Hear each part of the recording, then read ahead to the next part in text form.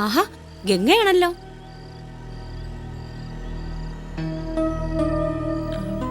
ഒരു മിനിറ്റ്, ഒന്ന് പുറത്തേക്ക് വരൂ. ഓക്കെ.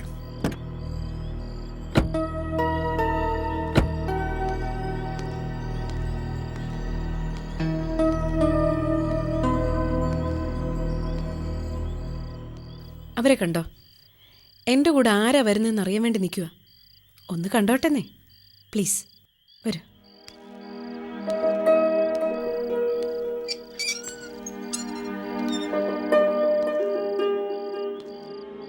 എന്നാ ഞാൻ ഇറങ്ങട്ടെ ചേച്ചി.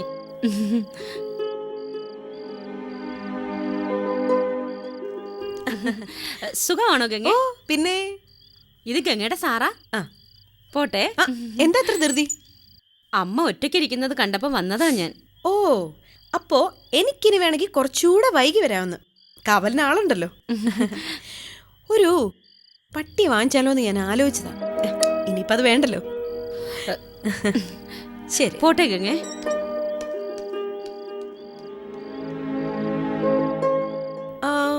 ഞാൻ എന്തോ കാര്യത്തിന് വേണ്ടിയിട്ടാണല്ലോ ഇങ്ങോട്ട് വിളിപ്പിച്ചത്. അത് മറന്നു. അവരുടെ സംസാരം കേട്ടാ പിന്നെ എങ്ങനെ ഓർമ്മയുണ്ടാവുക? ഞാൻ ഓർത്തു വെച്ചേക്കാം.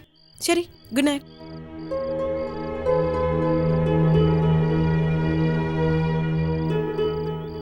പോയിക്കോളൂ. Good night.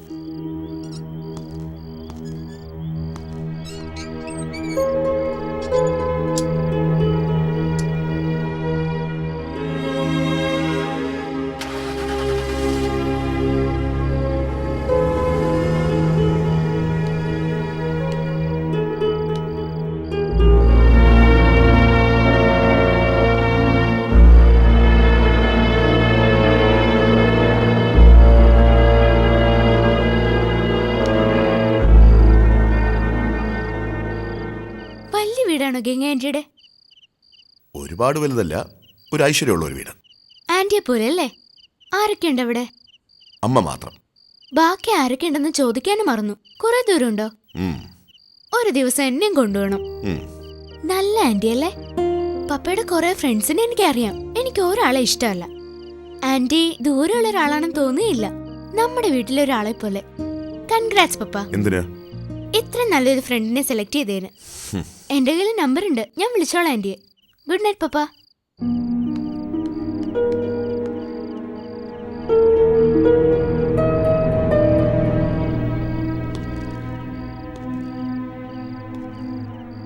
ഗംഗ നല്ലവളാ. അവളെ കാണുന്ന എല്ലാവരും ഒറ്റ നിമിഷം കൊണ്ട് അത് പറയുന്നു. എനിക്കും അറിയാം. പക്ഷേ ഒരിക്കൽ ഞാൻ തിരിച്ചറിയാതെ പോയി. ഒരു ഫാമിലി ഫ്രണ്ട്. ഗംഗയുടെ മനസ്സിൽ എന്തായിരിക്കും ഉദ്ദേശം? എന്തിനും അവൾക്ക് അവകാശമുണ്ട്.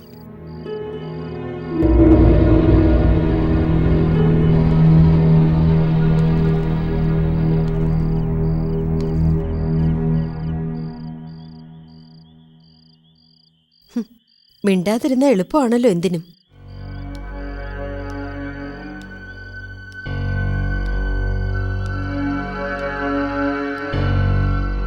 പക്ഷേ എനിക്ക് മിണ്ടാതിരിക്കാൻ പറ്റില്ല.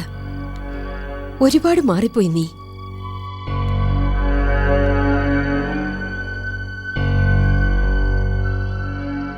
എന്താ നിന്റെ ഉദ്ദേശം? പ്രത്യേകിച്ചൊന്നുമില്ല. പിന്നെ എന്ത് ഭാവിച്ച നിന്റെ ഈ കോലം കെട്ടല്? ഒരുങ്ങിയിറങ്ങാൻ ഒരുപാട് സാധനങ്ങൾ വാങ്ങിച്ചു വെച്ചിട്ടുണ്ടല്ലോ ഈ ഇടയ്ക്ക്. ഇപ്പൊ എവിടുന്ന് തോന്നി ഇങ്ങനെയൊക്കെ? ഇന്ന് നീ കയറി വന്നത് എത്ര മണിക്കാ? ഇതിനു മുൻപ് ആരും ഒന്നും വിലക്കിയിരുന്നില്ല. ആകാശം കാണണ്ടെന്ന് പറഞ്ഞ് നടന്നിരുന്നത് നീ തന്നെയാ. ഞാൻ ഒരുങ്ങി നടക്കുന്നതാണോ ഇപ്പൊ കുഴപ്പം? അതെ, അഗ്രഹാരത്തിൽ നിന്ന് ഒളിച്ചോടി പോകുന്ന പോലെ പോകുന്നേ ഉള്ളൂ. അല്ലാതെ ജാതിയും സമ്പ്രദായവും ഒന്നും മാറിയിട്ടില്ല. നമ്മുടെ സമുദായത്തിൽ ഇങ്ങനെ ഒരു പെണ്ണും കോലം കെട്ടാറില്ല. സമുദായത്തിന്റെ ആചാരമനുസരിച്ചാണോ അമ്മ ജീവിക്കുന്നേ?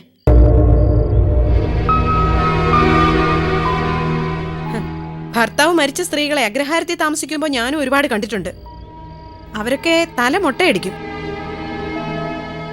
ഇതുപോലെ നിറം കൂടിയതൊന്നും ഉടുക്കില്ല.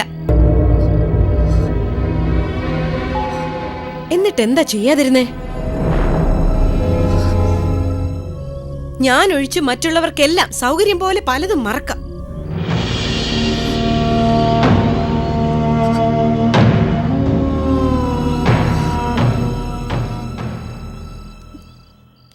താമസിക്കുകയും കൊള്ളാവുന്ന ഒരു ഉദ്യോഗത്തിലിരിക്കുകയും ചെയ്യുന്ന എനിക്ക് കുറച്ചൊക്കെ ഒരുങ്ങി നടക്കാം. അതിനെന്നെ ആരും കുറ്റം പറയില്ല. എന്നെ തടയാൻ ആചാരത്തിന്റെ സമുദായത്തിന്റെ ഒന്നും കണക്ക് പറയണ്ട. എനിക്കൊരാചാരവുമില്ല. ഉണ്ടെന്ന് നടിക്കുന്നവർ അത് പാലിക്കണം.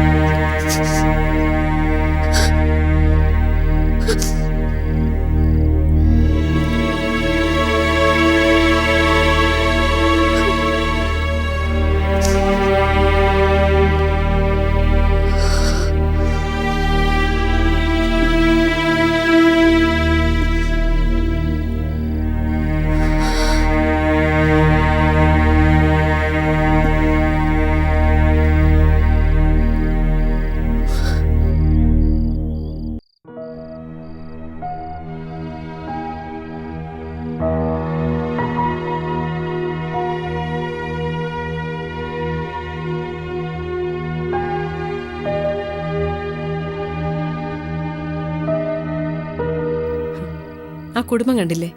സമ്പത്ത്, സൗഭാഗ്യം, നല്ല മക്കൾ, സുന്ദരിയായ ഭാര്യ. പക്ഷെ അയാളോ? അവരുടെ കൂട്ടത്തിൽ അയാളൊരു അധികപ്പറ്റ.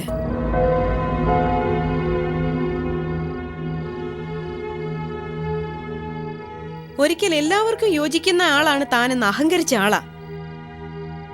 ഇപ്പോ അയാൾ ആർക്കും യോജിക്കില്ല.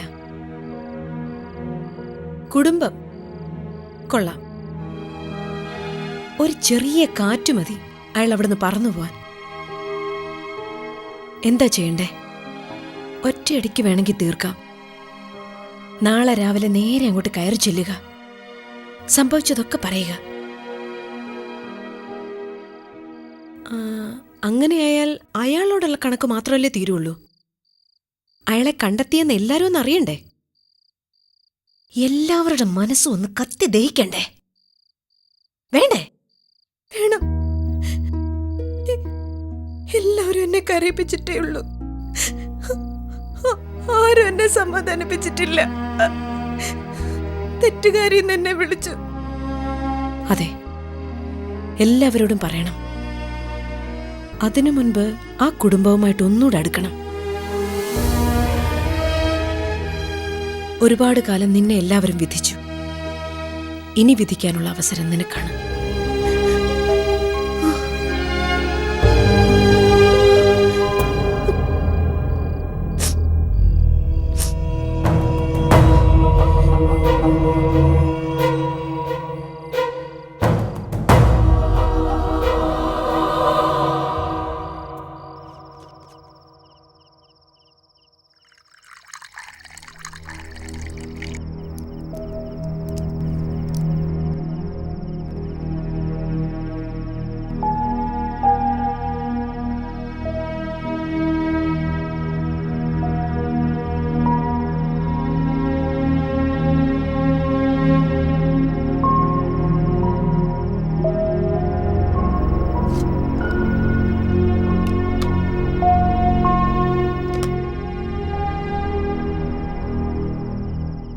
കൊണ്ടുപോയിക്കോ.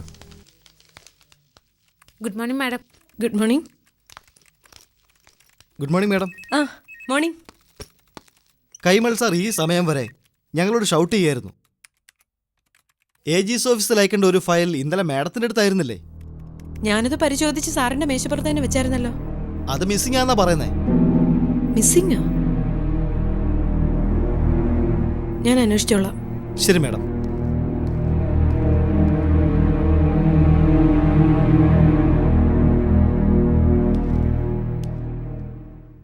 Good morning sir. വരൂ. സർ, AG's ഓഫീസിലേക്കുള്ള ഫയൽ മിസ്സിംഗ് ആണെന്ന് പറഞ്ഞു. Yes, I have it submitted today. ഞാൻ ഇന്നലെ അത് ഈ മേശപ്പുറത്ത് വെച്ചിരുന്നു. സാറില്ലായിരുന്നു. So that is your excuse. അപ്പൊ പിന്നെ ഉത്തരവാദിത്വം എന്റേതാണല്ലോ. സർ, ഒന്നുകൂടെ നോക്കിയ ഫയൽ കിട്ടും. ഇവിടെ ഇനി നോക്കാൻ സ്ഥലമില്ല. സത്യം പറ, ഗംഗ എന്നോട് പ്രതികാരം ചെയ്യണോ? പ്രതികാരമോ? എന്തിന്? സർ, ഓഫീസിന് പുറത്തുള്ള കാര്യങ്ങൾ ഞാൻ ഓഫീസിലേക്ക് വലിച്ചഴിക്കാറില്ല. Then where is the files? ഇത്രയും പ്രധാനപ്പെട്ട ഫയലുകൾ എന്റെ അസാന്നിധ്യത്തിൽ ഇവിടെ വയ്ക്കണമെങ്കിൽ അത് എന്റെ നിർദ്ദേശപ്രകാരം മാത്രമാകണമായിരുന്നു.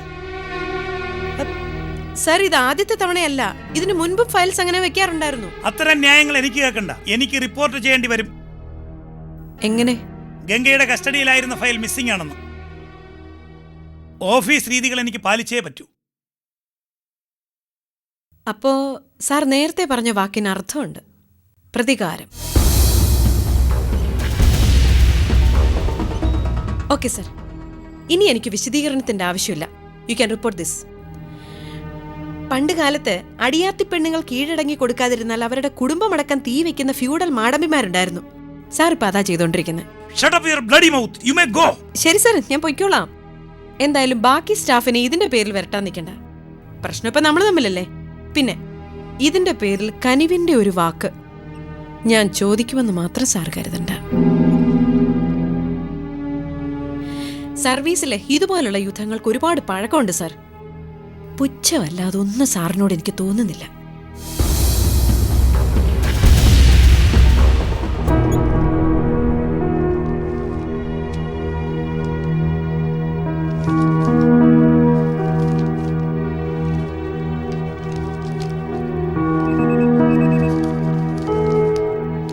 എന്തായി മാഡം?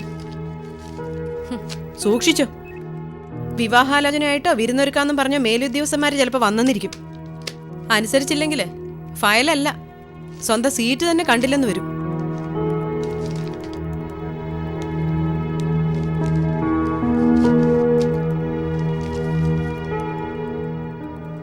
ഗണേശൻ, എന്റെ സർവീസിൽ ആദ്യമായിട്ടാണ് ഇത്തരം ഒരു സംഭവം. എന്റെ പ്രതികാരമാണെന്ന് ഗംഗ വ്യാഖ്യാനിക്കുന്നുമുണ്ട്. എനിക്കിത് റിപ്പോർട്ട് ചെയ്യാം. അന്വേഷണം വളരെ ഷാർപ്പായിരിക്കും. ഗംഗയ്ക്ക് വേണ്ടി ആരിടപെട്ടാലും ഏറ്റവും മിനിമം ഒരു സസ്പെൻഷൻ തീർച്ചയാണ്. അത് വേണം സർ. അവളിവിടെ നിൽക്കണ്ട. ദൂരെ എവിടേക്കെങ്കിലും പോട്ടെ. സാർ അതിൽ തന്നെ ഉറച്ചു നിൽക്കണം.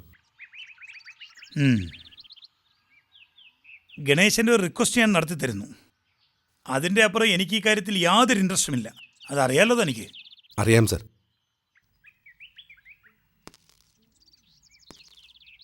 ഗംഗ ഇവിടെ നിന്ന് ദൂരേക്ക് എവിടെയെങ്കിലും പോയത് കൊണ്ട് മാത്രം പ്രശ്നങ്ങൾ അവസാനിക്കണമെന്നില്ല.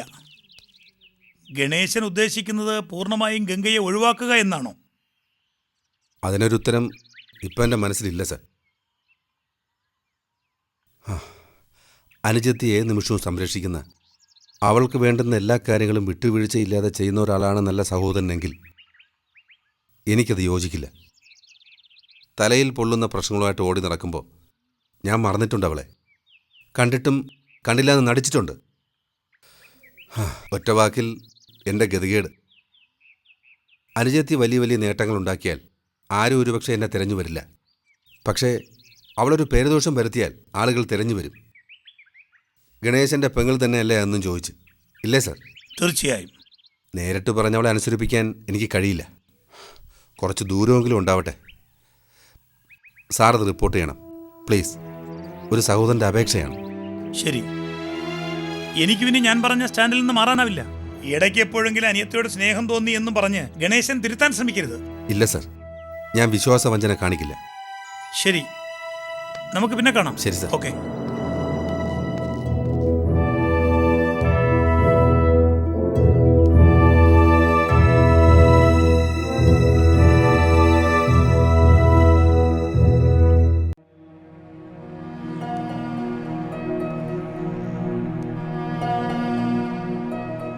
ഓഫീസിലെ കാര്യം തന്നെ വളരെ ടെൻസ് ആക്കിയിട്ടുണ്ടല്ലേ? ഞാനിത് വെറും ഒരു ഓഫീസ് ഇഷ്യൂ ആയിട്ടല്ല കാണുന്നത്. ആണിന് പെണ്ണിനോടുള്ള പക. ലോകം പുരുഷൻ്റേതല്ലേ, അപ്പോൾ പെണ്ണ് തോൽക്കണം. അയാൾ വിവാഹാലോചന നടത്തുമ്പോൾ ഞാൻ അതിന് സമ്മതിക്കണം. എനിക്ക് പ്രതികരിക്കാൻ എന്താ അവകാശമുള്ളത്? ഞാൻ പെണ്ണല്ലേ. എല്ലാ പുരുഷന്മാരും ആ ചിന്താഗതിക്കാരല്ല. ആർക്കാ മാറ്റമുള്ളത്? നിങ്ങൾ എന്നോട് പെരുമാറിയത് എങ്ങനെയാ? അന്ന് നിങ്ങളുടെ മനസ്സിലെ ചിന്താഗതി എന്തായിരുന്നു? എന്ത് പരിഗണന നിങ്ങൾ എനിക്ക് തന്നു? അന്ന് നിങ്ങൾ ചിന്തിച്ചതുപോലെ ഇന്ന് കൈമളി ചിന്തിക്കുന്നു, അത്രേ ഉള്ളൂ. പെണ്ണായി പിറന്നതെല്ലാം ആണിനെ അനുസരിക്കാനുള്ള വെറും ഉപകരണങ്ങൾ. I am sorry. എന്തിന്? ഇപ്പം ഞാനിത് പറഞ്ഞതിനോ അതോ എന്നെ നശിപ്പിച്ചതിനോ? വിടില്ല ഞാൻ. സ്ത്രീത്വത്തെ ചോദ്യം ചെയ്യുന്ന ഒരുത്തനെ ഞാൻ വിടില്ല. അയാൾക്ക് കംപ്ലൈന്റ് ചെയ്യണോ അത്രേ? ആരോട്? അതിനും കുറെ ആണുങ്ങളെ കണ്ടെത്തിയിട്ടുണ്ടാവും അയാൾക്ക് വേണ്ടി സംസാരിക്കാൻ. നാണമില്ലാതെ അവന്മാരെന്നോട് എക്സ്പ്ലനേഷൻ ചോദിക്കും. ചോദിക്കട്ടെ. നമുക്കൊരു കോഫി കുടിച്ചാലോ? നോ, നിങ്ങൾ പൊയ്ക്കോളൂ. തന്നെ ഇവിടെ തനിച്ചു വിട്ടിട്ട് നിങ്ങളൊന്നും എൻ്റെ കൂടെ ഉണ്ടായിരുന്നോ? ഇല്ലല്ലോ. നിങ്ങളുടെ ജീവിതത്തിൽ നിങ്ങൾ കണ്ട പെണ്ണുങ്ങളൊക്കെ പിന്നീട് തനിച്ചായിരിക്കില്ലെന്ന് നിങ്ങൾ വിശ്വസിച്ചു.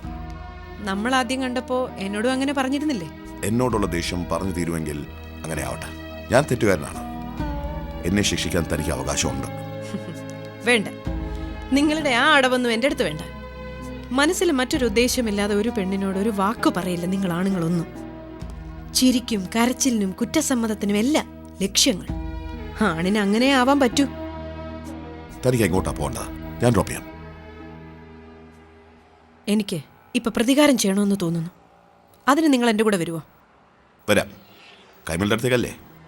അല്ല, നിങ്ങളുടെ വീട്ടിലേക്ക്. അവിടെ നിന്നാണല്ലോ തുടങ്ങേണ്ടത്.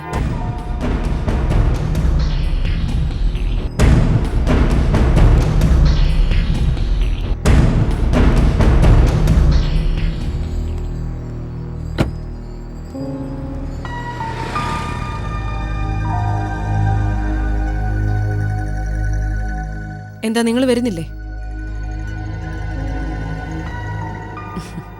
പേടിയുണ്ടോ നിങ്ങൾക്ക്? ഇല്ല. നിന്നെക്കുറിച്ച് അത്ഭുതം.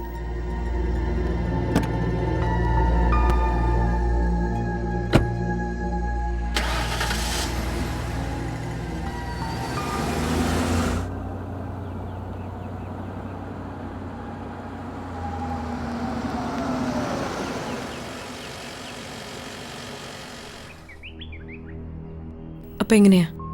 എനിക്കെന്റെ പക തീർക്കാലോ അല്ലേ?